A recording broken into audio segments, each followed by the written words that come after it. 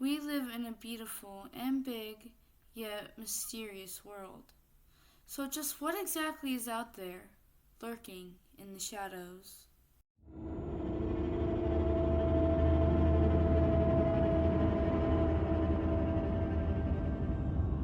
Hello and welcome. My name is In It for the Spooks, and let's talk about cryptids.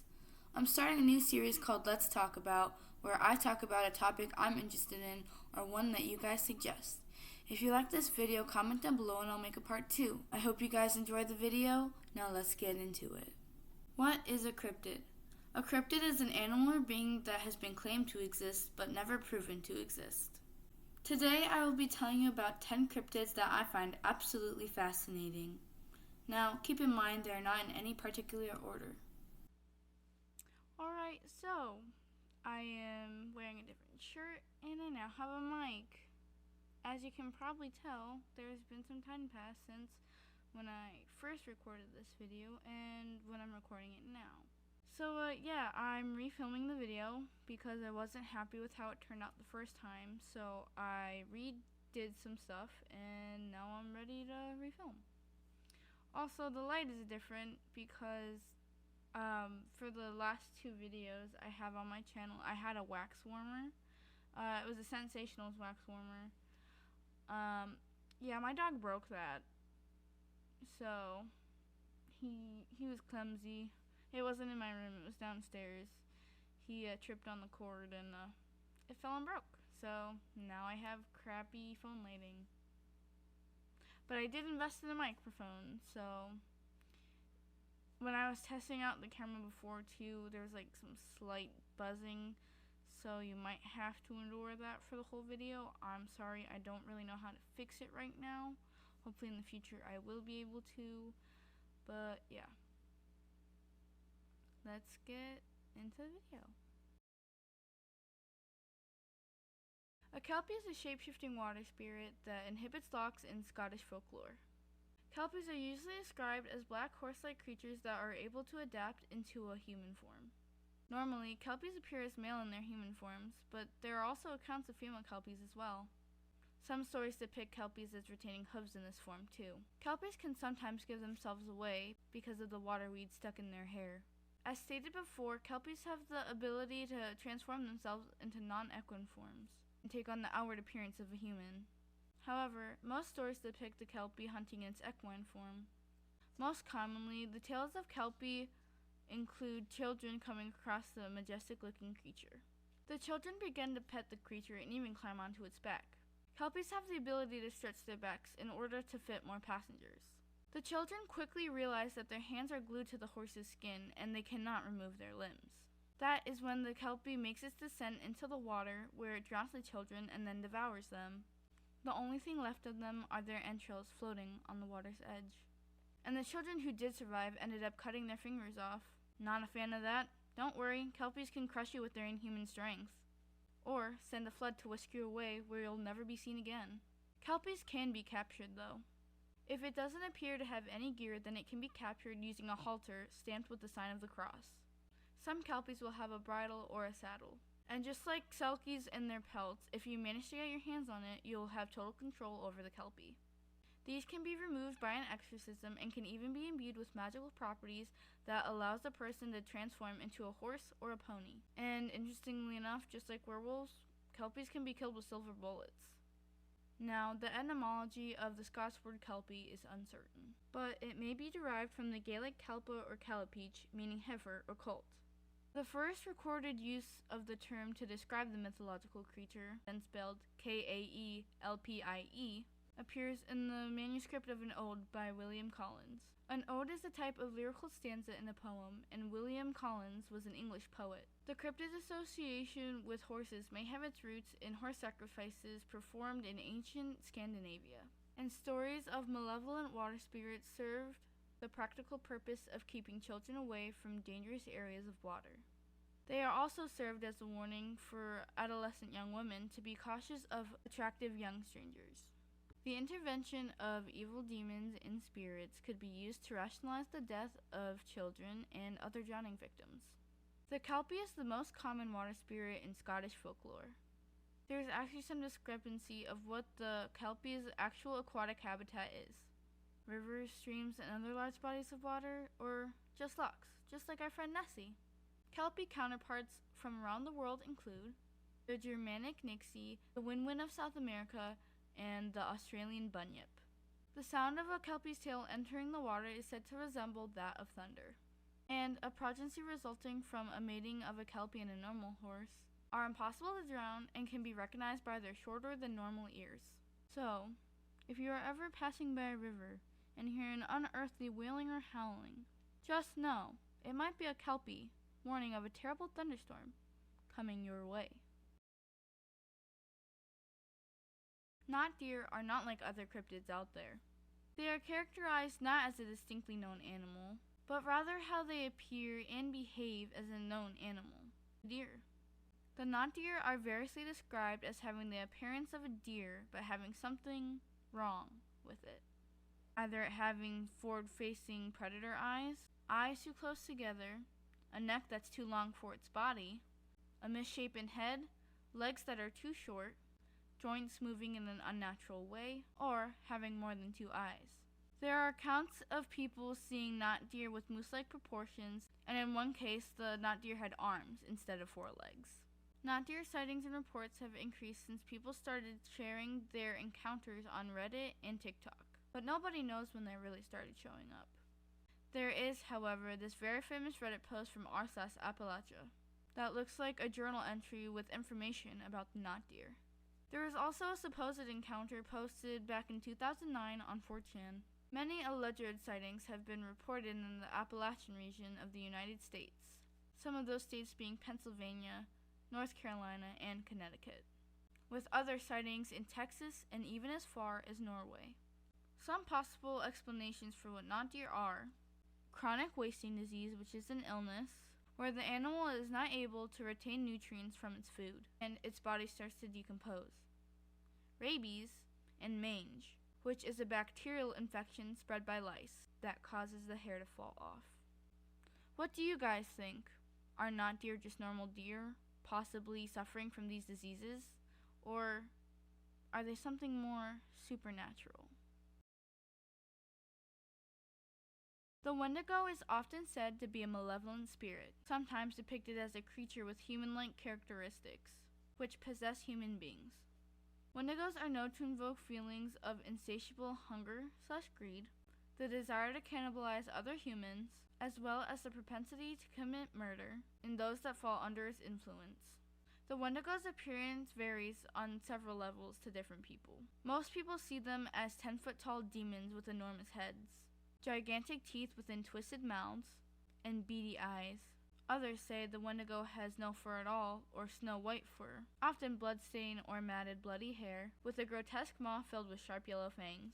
Its hands and feet end in razor-sharp talons, with twisted lips that are feckled with blood, and they have disgusting dark blue tongues. In some indigenous representations, the Wendigo is described as a giant humanoid with a heart of ice, a foul stench, or a sudden, unseasonable chill that might precede its presence. Wendigos are often depicted as having antlers or horns, but these features don't seem to appear in the original indigenous stories. I apologize from this point forward if I mispronounce any name, because I know that in the next categories, like the other cryptids that I have, there are like not English names that I will definitely horrendously mispronounce, so I apologize in advance.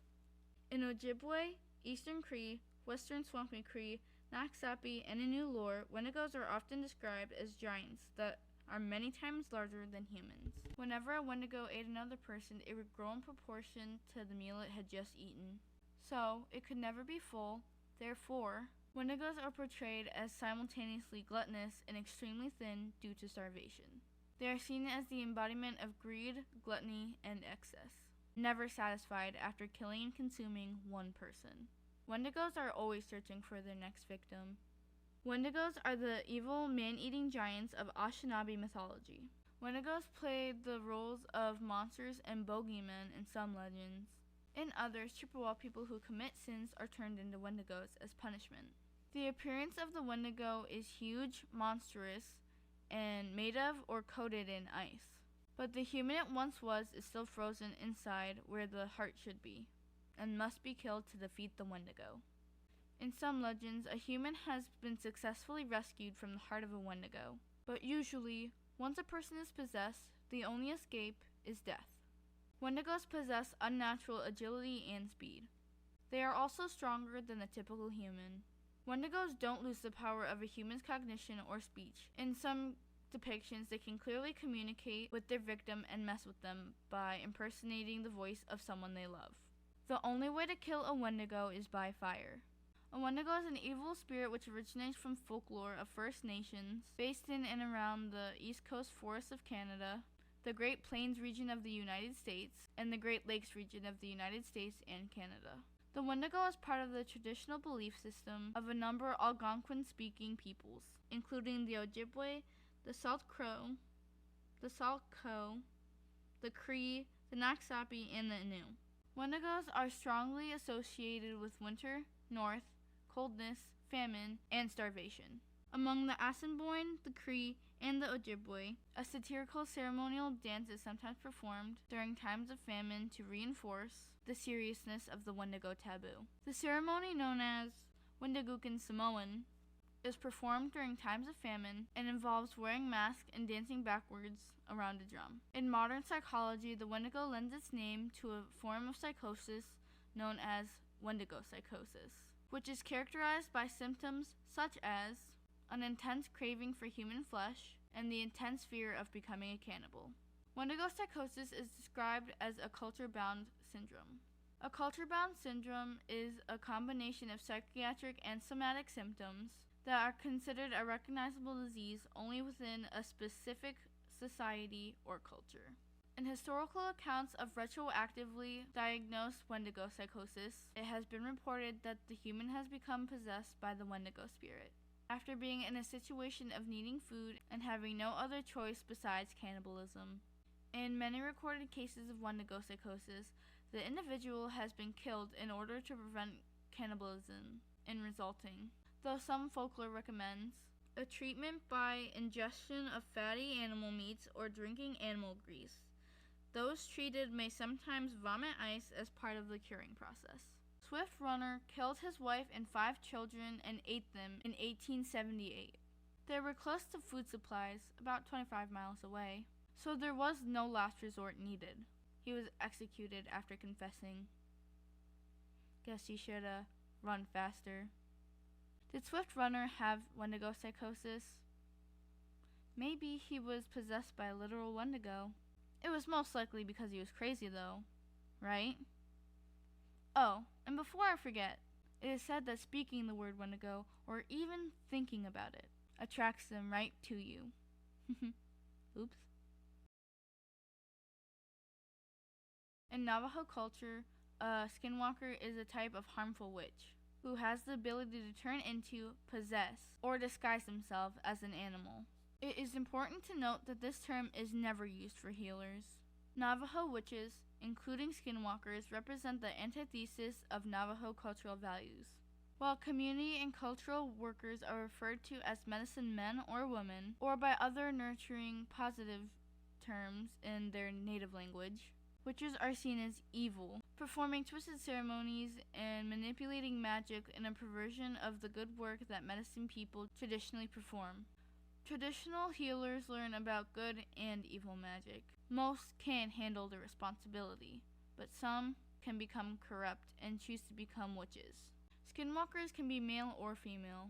The animals skinwalkers normally shift into are associated with witchcraft, usually trickster animals like the coyote. However, it may include other creatures, usually those associated with death and bad omens. They might even possess living animals or people and walk around in their bodies. Besides turning into or possessing humans and animals, skinwalkers, just like Wendigos, can mimic voices of loved ones. Those that have seen a skinwalker have also stated that they were fast and made fiendish sounds. Skinwalkers are reportedly near impossible to kill. That being said, in some traditions, they say a bullet, knife, or spear dipped in white ash might be able to kill a skinwalker. One theory states that Skinwalkers were once helpers of divine beings. In Navajo stories, the Naagloshi were agents for the holy people when they were first training humans in the blessing way. Naagloshi were supposed to abandon the mortal world with the holy people, but a few decided to stay behind. The greed and the desire to stay in the mortal plane corrupted the power the holy people gave them and transformed them into malicious semi-divine beings. Some tribes differentiate from Naagloshi and Skinwalkers, the former being the Native American equivalent to fallen angels, while the latter a mortal with a gift for black magic. Skinwalker encounters normally transpire on Native American reservations and are supposedly interrupted by the blessings of medicine men. Another name for the Skinwalker is Yi Naaldoshi, and just like Wendigos, you can attract them by saying their name. Now, let's talk about the infamous Skinwalker Ranch.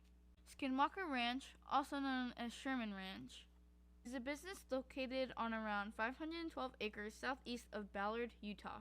It is thought to be the site of countless paranormal incidents and UFO activities. Many believe that the land is cursed. Terry Sherman, the owner of the property back in 1996, was walking his dog around the farm late at night when he came upon a wolf. A wolf 3 times the size of a normal lupine, with glowing red eyes and a mean streak.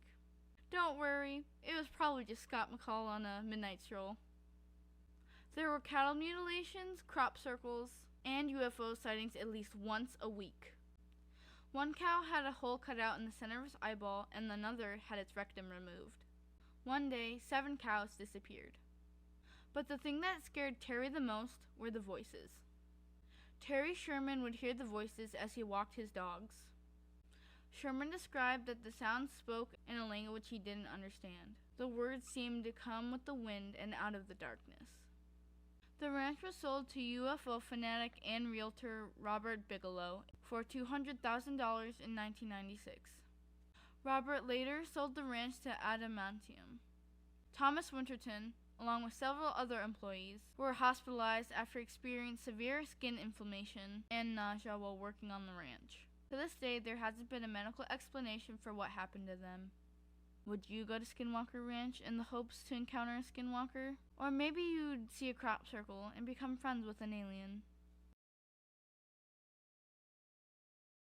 A changeling, also historically referred to as an oaf or oaf, is a human-like creature found in folklore and folk religion throughout Europe.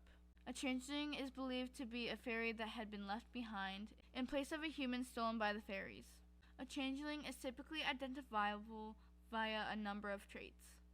In Irish legend, a fairy would appear sickly and would not grow in size of a normal child, and may have noticeable characteristics such as a beard or long teeth.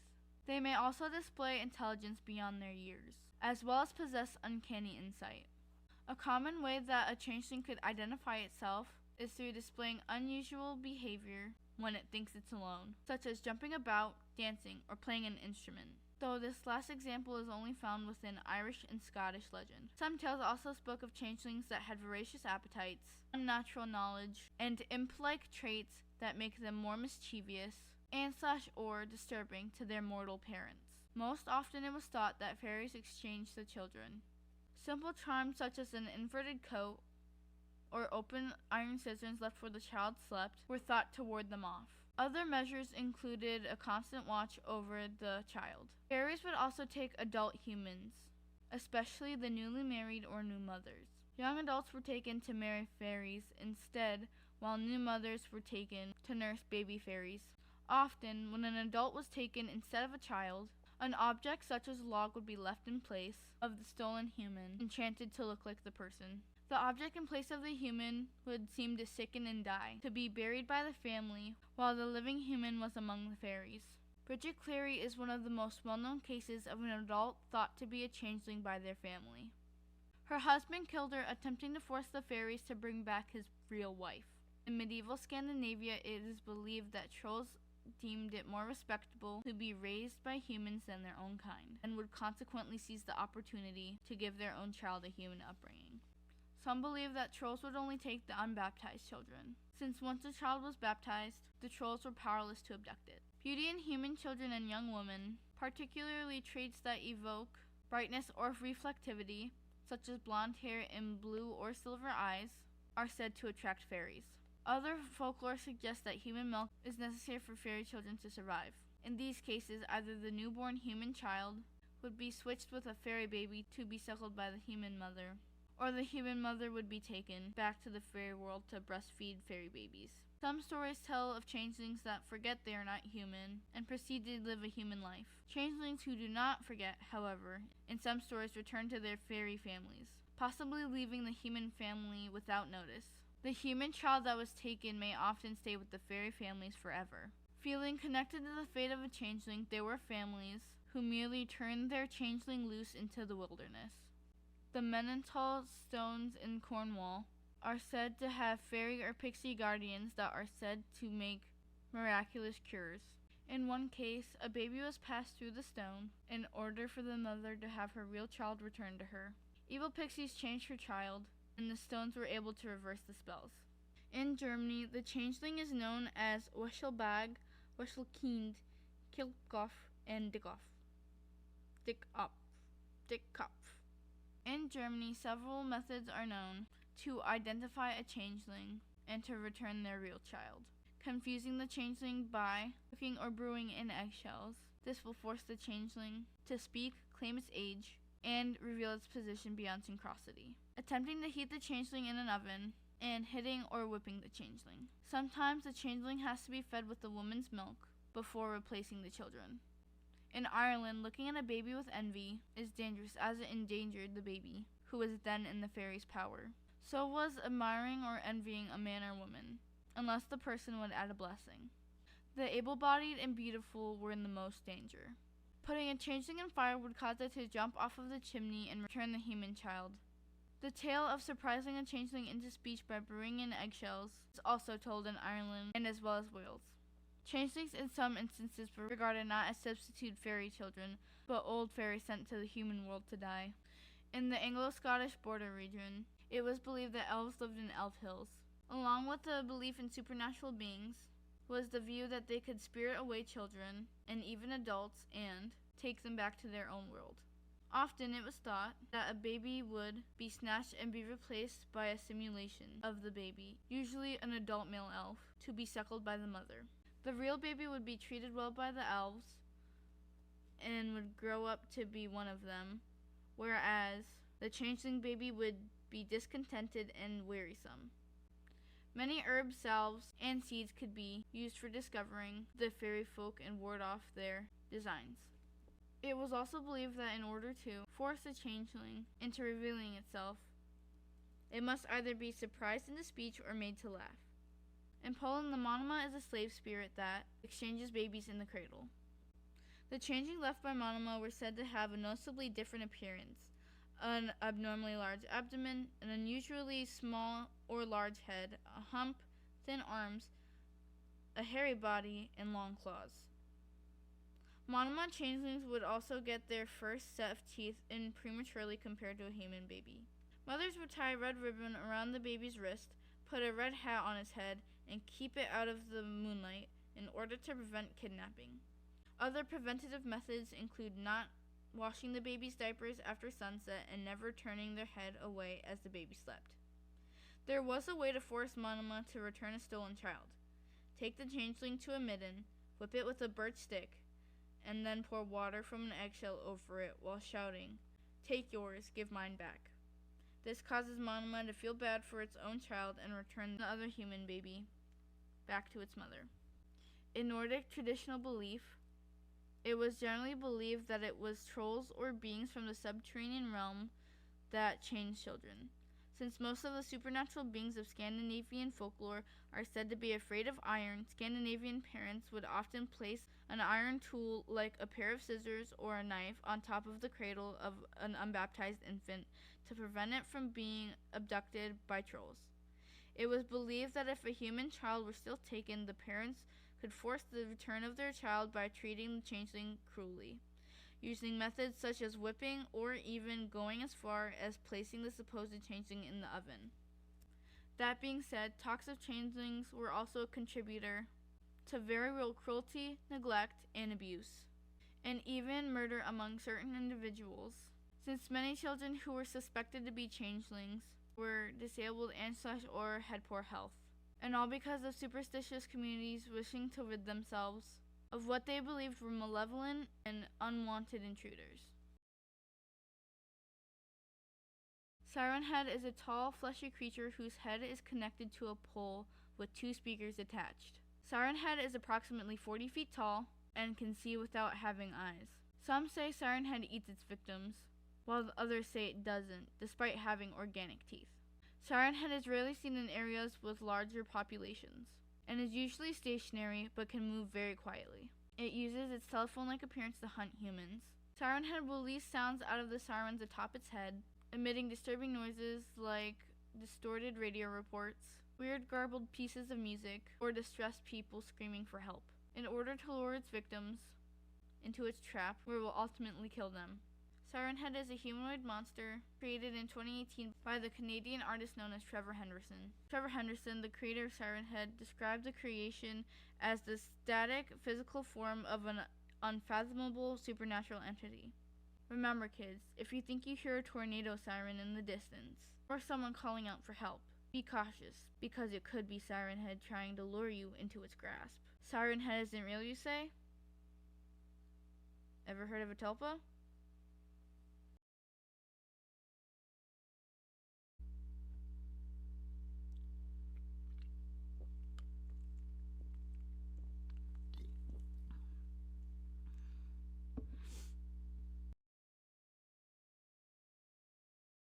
The next, and one of the most well-known cryptids on the list, and everyone's fan favorite, is Slender Man. Yes, I am aware that he's more associated with creepypasta, however, this is my video, and I will be doing whatever I want. Slender Man generally appears as a tall humanoid creature in a black or gray suit, black or red tie, and a white undershirt. His face is completely devoid of any features. He has long arms and normal-looking hands, except his fingers are longer and bonier than the average humans. Slender Man also has black tendril-like appendages that come out of his back that he can stretch long distances. He is depicted as being anywhere between 6 to 15 feet tall, depending on the situation. Though in video, he tends to stand 6 to 70 feet tall. Because of his inexact nature and differences between accounts, no one has yet to determine what Slender Man exactly is. He behaves in what is seen as a passive-aggressive manner, often stalking targets for years at a time before ever attacking. It is understood that he tends to attack his targets mentally, over long periods of time, using fear and paranoia to drive them to insanity. It is unknown the reasons behind his tactics or the way he chooses his victims. His motivations for doing so are unclear either. Slender Man possesses many abilities. These include selective invisibility, teleportation, the power to invoke what is known as slender sickness, which is a rapid onset of paranoia, nightmares, and delusions, accompanied by nosebleeds when he is nearby. He can manipulate those who are under his influence into proxies.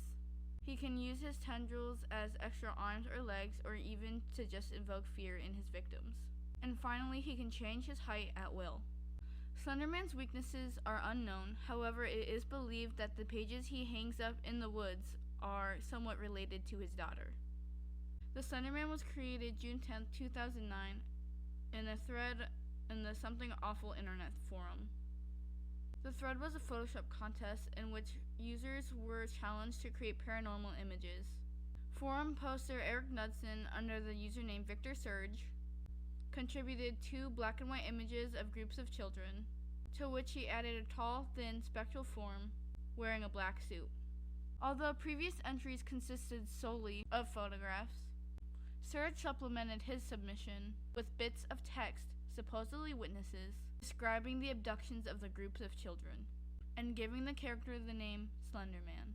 The quote from the first photo reads, "We didn't want to go, we didn't want to kill them, but a persistent silence and outstretched arms horrified and comforted us at the same time. 1983, photographer unknown, presumed dead."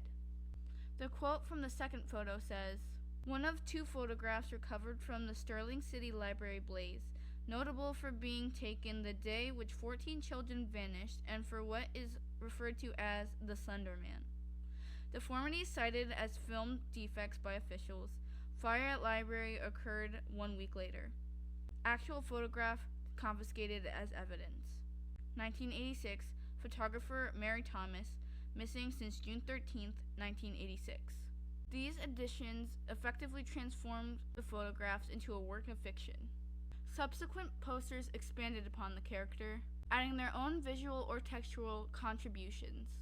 One of the earliest additions to the Slender Man mythos was added by user ThrowUp on the original Something Awful thread, who created a folklore story set in 16th century Germany involving the character Der Grobman, which was implied to be an early Slender Man reference. After the original post was posted, Slender Man soon went viral. Separated from the original creator, the Slender Man became the subject of a myriad of stories by multiple authors in an overlapping mythos. The first video series involving Slender Man evolved from a post on the Something Awful thread by user Cigars, known as Marble Hornets. This was followed by other Slender Man themed ARGs such as Everyman Hybrid and Tribe 12. I strongly encourage you to watch all these amazing series if you haven't already. If you don't feel like watching the whole thing and just want a simple rundown, I suggest checking out Nightmind. He is an amazing creator and his videos will not disappoint you. I know that he covered Everyman Hybrid, but I'm not sure about Marble Hornets or Tribe 12, but I'm pretty sure he might have.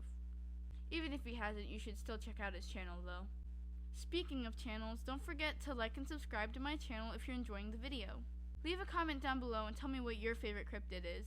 In 2012, the Slender Man was adapted into a video game called Slender, The 8 Pages.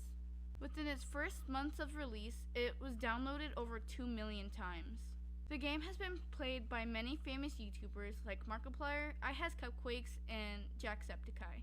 Early stories featured Slender Man targeting children or young adults. Some featured young adults driven insane or to act on his behalf, while others did not. And others claimed that investigating Slender Man will draw his attention. Marble Hornets established the ideas of proxies, though initially they were simply violently insane, rather than puppets of Slender Man. Marble Hornets also introduced the idea that Slender Man could interfere with audio and visual recordings, as well as the Slender Man symbol, a circle with an X crossed over it. It is important to note that Slender Man is not real if you haven't already gotten that by now. Most people know this and understand this. However, most people suspend that disbelief in order to become more engrossed when telling or listening to these stories. This adds a sense of authenticity to Slender Man fiction, and blurs the lines of reality and legend, keeping the creature as an object of legend dialect. This leads me to the next topic, the Waukesha stabbing. Now, I'm only going to be doing a brief overview of this case. I'm probably going to end up doing a whole video on this tragedy because the story in and of itself deserves a whole video. On May 31st, 2014, two 12-year-olds in Waukesha, Wisconsin held down and stabbed a 12-year-old classmate 19 times. When questioned by authorities, they reportedly claimed they wished to commit murder as a first step into becoming proxies for Slender Man, having read about him online. They also stated that they were afraid that Slender Man would kill their families if they didn't commit the murder. After the perpetrators left the scene, Anissa Weir and Morgan Geyser, the victim Peyton Leutner, crawled out of the woods to a nearby roadway. A passing cyclist alerted the authorities, and the victim survived the attack. Both Anissa and Morgan were diagnosed with mental illnesses and were charged as adults. Morgan got 25 to life in a mental health institution. Anissa was sentenced to 40 years to life in a mental health institution, but was released 7 years later in 2021. One of the girls reportedly said that Slender Man watches her, can read minds, and can teleport. The stabbing caused a nationwide moral pandemic over Slender Man across the United States. Parents across the nation became worried about the potential dangers that stories about Slender Man might pose to their child's safety. After the stabbing, Slender Man lost most of his popularity, and also started to become portrayed as an anti-hero to bullied children in some stories. He even had a daughter named Skinny Sally, who was often covered in cuts and bruises that he carried on his shoulders protectively. Even since the stabbing and losing some of his popularity, Slender Man is still pretty popular. Many found film documentaries and movies have even come out since then. The Loch Ness Monster, affectionately known as Nessie, is a creature in Scottish folklore that is said to inhabit Loch Ness in the Scottish Highlands. Nessie is often described as large, long-necked, and with one or more humps protruding from the water. Popular interest and belief in the creature has varied since it was brought to worldwide attention in 1933. Evidence of Nessie's existence is anecdotal, with a number of disputed photographs and sonar readings. The earliest report of a monster in the vicinity of Loch Ness appears in the Life of Saint Columba by Adamnan, written in 6th century AD. According to Adamnan, Irish monk Saint Columba was staying in the lands of the Picts with his companions when he encountered local residents burying a man by the river Ness. They explained that the man was swimming in the river when he was attacked by a water beast that mauled him and dragged him under the water, despite their attempts to rescue him by boat. Columba sent a follower, Luigeen Mockelman, to swim across the river. The beast approached him, but Columba made the sign of the cross and said, "Go no further, do not touch this man. Go back at once." The creature stopped as if he had been pulled back with ropes and fled. Columba's men and the Picts gave thanks to what they perceived as a miracle. Believers in the monster point to this story that is set in the river Ness instead of the loch itself as evidence for the creature's existence as early as the 6th century. Skeptics question the narrator's reliability, noting that water beasts were extremely common in medieval hagiographs, which is an idealized biography of a person in religion, and Adamnan's tale probably recycles a common motif attached to a local landmark. According to skeptics, Adamnan's story may be independent of the Loch Ness Monster legend and became attached to it by believers seeking to holster their claims. The best-known article that attracted a great deal of attention about the creature was published on May 2nd, 1933 in the Inverness Courier about a large beast or whale-like fish. The article, written by Alex Campbell, discussed the sighting by Aldi Mackey of an enormous creature with the body of a whale, rolling in the water of the loch, while she and her husband John were driving on the A82 on the 15th of April, 1933. The word monster was reportedly applied for the first time in Campbell's article, although some claim it was coined by editor Evan Barron. Modern interest in the monster was spread by a sighting on the 22nd of July in 1933 when George Spicer and his wife saw a most extraordinary form of animal cross the road in front of their car. They described the creature as having a large body, about 4 feet high and 25 feet long, and a long, wavy, narrow neck, slightly thicker than an elephant's trunk, and as long as the 10 to 12 foot width of the road. It lurched towards the loch 20 yards away, leaving a trail of broken undergrowth in its wake. Spicer described it as the nearest approach to a dragon or prehistoric animal that I've ever seen in my life, and as having a long neck which moved up and down in the manner of a scenic railway. It had an animal in its mouth and had a body that was fairly big with a high back, but if there were any feet, they must have been the web kind, and as for a tail, I cannot say, as it moved rapidly, and when we got to the spot, it had probably disappeared into the loch. On August 4th, 1933, the Courier published a report of Spicer's sighting. The sighting triggered a massive amount of public interest and an uptick in alleged sightings, leading to the solidification of its actual name, the Loch Ness Monster. Numerous hoaxes and misidentifications on Nessie, birdwalks, eels, elephants, Greenland sharks, Wales catfish, trees, cycles and whelks, optical effects, and seismic seizures, to name a few, have occurred since Nessie's rise in popularity. In 1934, English physician Robert Kenneth Wilson photographed the alleged creature. The iconic image known as the surgeon's photograph appeared to show the monster's small head and neck. The photo is a confirmed hoax. In 1980, Swedish naturalist and author Bengt Sjorgen wrote that present beliefs in lake monsters such as the Loch Ness Monster are associated with Kelpie legends. According to Sjorgen, accounts of loch monsters have changed over time, originally describing horse-like creatures. They were intended to keep children away from the loch. Sjorgen wrote that the Kelpie legends have developed into descriptions reflecting a modern awareness of plesiosaurs, an extinct Mesozoic marine reptile. Do you think Nessie is real? Or is it all just a long, dragged-out hoax? Black-eyed children or black-eyed kids are a type of humanoid cryptid urban legend, or ghost story that has become very prominent since 1998 and the rise of internet culture. Black-eyed children are said to resemble early teens or younger and have unnatural eyes that appear black. Their clothes sometimes appear as outdated. They are regarded as sinister, terrifying at times, and dangerous by those who encountered them. But nobody is sure about what exactly they are. Some argue that black-eyed kids are ghosts. Others claim they are demons, vampires, or practitioners of evil magic. Some UFO lore depicts them as human-alien hybrids, while others believe they are normal human children just playing rather cruel pranks on people. Many also regard them little more as myths that have grown popular due to internet-famous sites such as YouTube or from photo manipulation. Some who have shared their black-eyed kids encounters claim that they felt an intense feeling of foreboding and a strange compulsion overcome them when the children asked to be let in.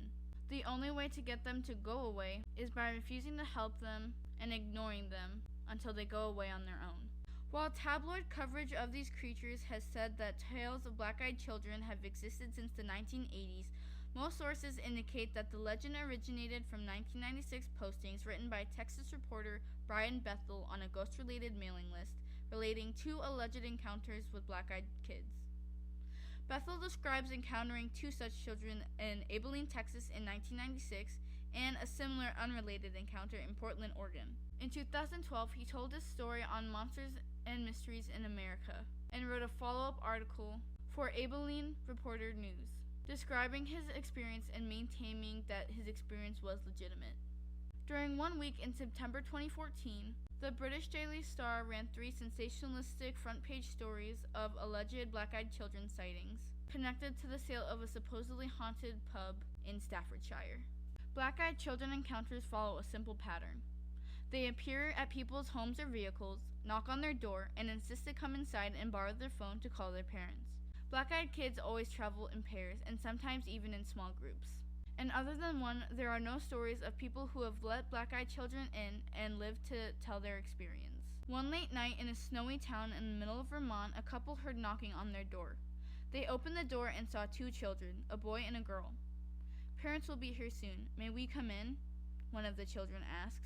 As they stood in the doorway, the 2 kids avoided eye contact. The couple were hesitant, but eventually they let the boy and girl inside. The kids settled on the couch while the wife made them some hot chocolate as the husband asked them questions that went unanswered. When the wife returned to the children, 2 steaming cups of cocoa in hand, she noticed that her cat was scared and angry with them. "May we please use the restroom?" they asked suddenly. The wife finally got a good look at the kids and saw their pitch black eyes. She quickly directed them to the bathroom, then returned to her husband, who was covering his face. "Did you see their eyes?" she asked in a low whisper. The husband nodded his head and showed her his blood-covered hands from a sudden nosebleed. The power in the house suddenly went out, and the wife headed towards the restroom to check on the children. She found them muttering, "Our parents are here," outside the bathroom door. The children took off towards the front door and exited the house, leaving the door wide open. The wife noticed 2 tall and slender men standing at the edge of the driveway. They were unresponsive when she waved them a friendly gesture. Despite the roads being covered in heavy snow, they all drove away in one car with ease. After a while, the power came back on in the couple's house. Over the next week, 3 of their cats went missing, and the 4th was found in a pool of its own blood. The husband experienced frequent nosebleeds and went to a doctor to get checked out. There, he was diagnosed with an aggressive case of skin cancer. A different story with Josh and his sister Emma Collins and their friends Joe and Remy, who were killed by foul play while getting lost in the woods while playing hide-and-seek, are either victims of black-eyed kids or have been recognized as black-eyed kids. Various studies have been conducted on the history of black-eyed children sightings, but it is currently unknown when the first sighting was reported, or even where the legend originated from. People still claim to see black-eyed children while driving late at night down an empty road, or outside of their house in the middle of the night, or even lurking in the shadows of their rooms.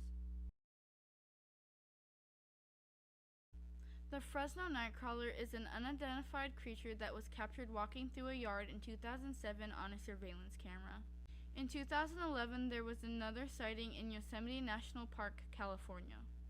Fresno Nightcrawlers appear to be relatively short creatures, between 3 to 5 feet tall, with most of their height being made up of their legs. as they possess an extremely small upper body. Details of the upper body are hard to see due to the camera's bad quality. It is an extremely thin, white humanoid with no discernible arms. The larger specimen appears to have webbing connected to each knee and the torso. The cryptids appear to have very short, thin, stilt-like feet. After watching the footage, many compared it to a daddy longlegs, also noting that it looks like the knees are bending backwards. It also looks to be billowy, as if there is fabric draped across the body. The first sightings of the Fresno nightcrawlers happened in Fresno, California in 2007 by a man named Jose.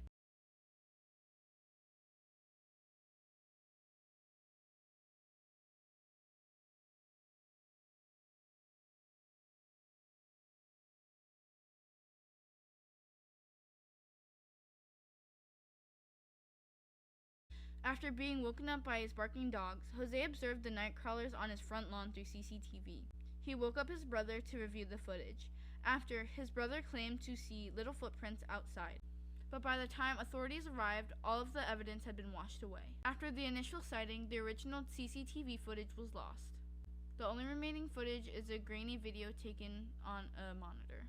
Jose has since passed away. The oldest Fresno Nightcrawler video available on YouTube was posted July 30th, 2010, and is enhanced video of the original.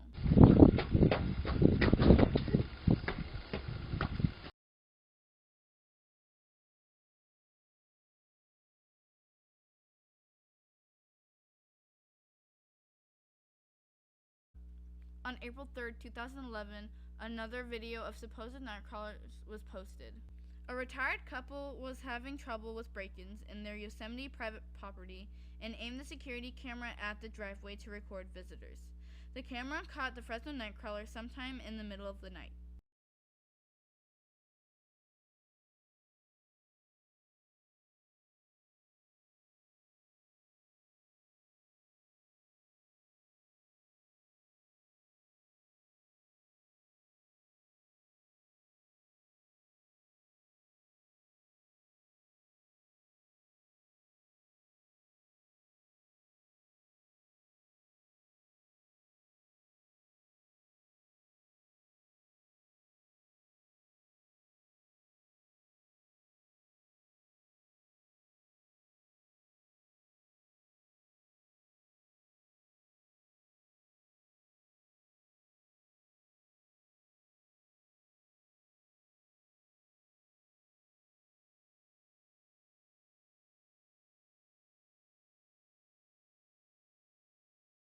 The creature has also been videotaped in Poland, this time from a handheld camera.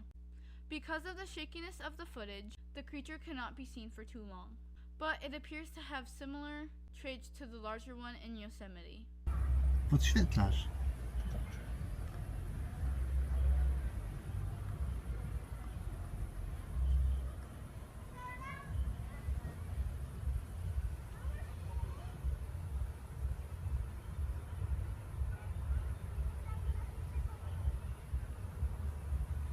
There are claims that they are part of Native American folklore, but this has since been debunked. The Fresno nightcrawlers could be an alien/extraterrestrial being, a new species, possibly a primate with short arms, a misidentified deer standing upright. Yeah, because that looks like a misidentified deer standing upright.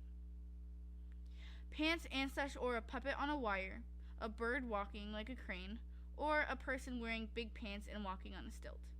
A similar cryptid to the Fresno nightcrawler is the Carmel area creature. The Carmel area creature is tall and gray with presumably no arms and long muscular legs. It is bipedal and walks in an odd manner with its backwards bending knees. The Fresno nightcrawler's classification of either a cryptid or an extraterrestrial is a contestable topic among paranormalists. However, the two distinctions broadly overlap because little is known about the figure. It is most often categorized as a cryptid because most use the term cryptid as an umbrella term referring to unidentified things. Fresno nightcrawlers are a really interesting cryptid. Since there is little known about them, it was very difficult to research about them. However, the Fresno Bee articles reportedly cover this topic very well. I say reportedly because it costs money to actually view the articles and I'm broke. However, I do encourage you to read the articles if you can. Alright guys, so that's the end of the video. If you enjoyed this, leave some cryptids down below that you'd like to know more about, and I will possibly turn this into a series. Thank you if you made it to the end of this video. I really appreciate it, and I would also appreciate it if you would like and subscribe to my channel. Please leave a comment down below and tell me all about your favorite cryptid. My name is In It for the Spooks, and please remember to stay spooky.